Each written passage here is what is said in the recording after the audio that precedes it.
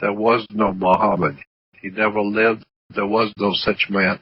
And that's what angers me, because I see so many millions of people crawling on their knees and worshiping somebody that never even existed. And they're worshiping moon gods and sun gods, because Allah was a sun god to start with.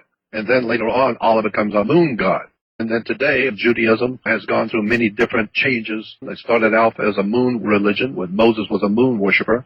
So much of the three different major religions today, the three major religions are actually Hinduism. Go back to the Hindus and see where Abraham, Isaac, and Jacob came from. You can see where Jesus, Joseph, and Mary, and all of those people in the story of Christianity, the people in the story of the Old Testament, all goes back to Hindu. And so the three major religions today call themselves the offspring of Abraham. They're called Abrahamic religions. Well, yeah, but if Abraham never existed, now what do you do with that?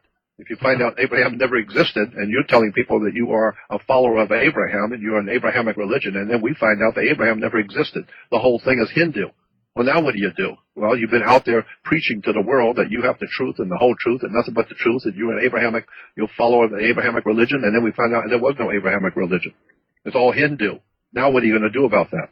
Now the religious community around the world of the three major religions are falling apart. Well, they should fall apart. Judaism should fall apart. Christianity ought to fall apart. I mean, all three of the major religions are a catastrophe, with all the sex and violence and murder and drunkenness and alcoholism and drug addiction and wars and murder and lunacy. My God, all three of those religions are filled with lunacy, stupidity personified. And you know how you and I talked about, it's a religious business. Churches are a corporation, and this is why churches are divided into denominations, like 50s and 100s. That's the way you divide money. There's denominations. And so the churches are corporations, and they're all money-making corporations. Some of that interesting stuff in Islam does have some interesting concepts and belief systems. They will kill you, they will cut your head off, or stone you to death, heap big stones upon you until you're dead, or cut your head off, or beat you till you're dead if you are homosexual. Or if you're a woman and you commit adultery, you're dead, period. There's no jail time or nothing, they just kill you. And so if you're homosexual, they kill you. If you are a woman, commit adultery, or do anything you're not supposed to do, they just kill you, period. But if you're a Muslim and you want to rent a little 7-year-old girl for the night for entertainment, that you can do. There's no problem with that. You can rent a child, a boy or girl, 6, 7, 8 years old, you can rent one for the night. We say that you're married, so you have to pay your religious leader in your area, whoever the religion is in your area. You have to pay him a certain amount of money, and probably pay the parent a certain amount of money, and then you can be married for overnight. For 24 hours you can marry a little 6-year-old or 8-year-old.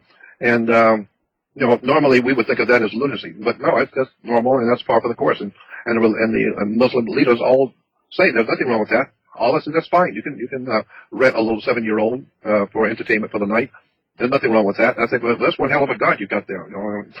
And that's just one avenue. I mean, it's incredible stuff that the Islamic religion teaches. And yet, on the other hand, they kill adults who are minding their own business. It has nothing to do with the religion or government. But if they find you as a homosexual, they'll kill you. But if you want to rent a 6-year-old, that's different. There's nothing wrong with that. So I just think it's absolutely ludicrous. And when I hear people say, well, yeah, but that's not all of Islam, that there's lots of good people in Islam, I say, wait a minute, no, back up. You're out of line. If there are so many good people in Islam who are, not like that, they're just good people, why haven't the good people of Islam spoken up about this mentally deranged, insanity, wacko religion? Why haven't they dropped out and stood up and say, we want nothing to do with this wacko lunacy religion that rents out little children to grown men, that kills people because of their sexual proclivities? I'm just amazed how many good, so-called good Muslims don't say anything. They see what's going on, but they're not about to open their mouth. Why? Because Islam is a religion of peace and love. And if you speak out against it, they will cut your head off. They don't give a damn about who you are. So because they are loving and kind and loving and wonderful people, and if you don't like what they're doing and they find out, they'll kill you. They'll kill you and your family. So I'm wondering, what kind of a religion is this that murders people who have questions about the religion, who don't mind buying and selling children for sexual entertainment? What's going on here? This is lunacy and wholesale. So you and I talked about all this kind of stuff, and there's so much more that we could talk about in relation to the lunacy of religion and Islam. And Islam's not the only one. It's just 1/3 of the problem. Christianity and Judaism is the same problem.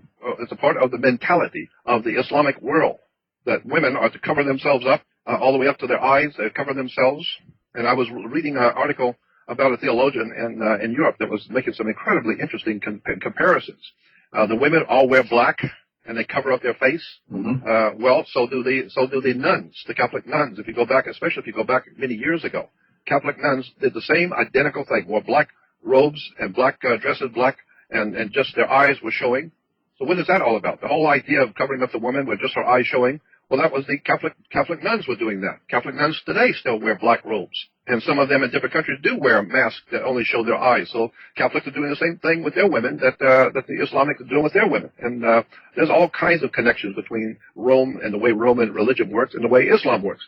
And that's a whole story. We could take off and do 4 or 5 shows just on the connection between Catholicism, ancient Catholicism, and Islam, and the connections there, and how the religion of Islam is connected directly to the old canon religion of the Catholic Church. But I've heard some really interesting lectures by people who are talking about the fact that Muhammad never lived, and I think that's what the real truth is. I don't think there ever was a Muhammad. I think the whole thing is like Judaism and Christianity. It's a made-up story. It was all made up during the Middle Ages.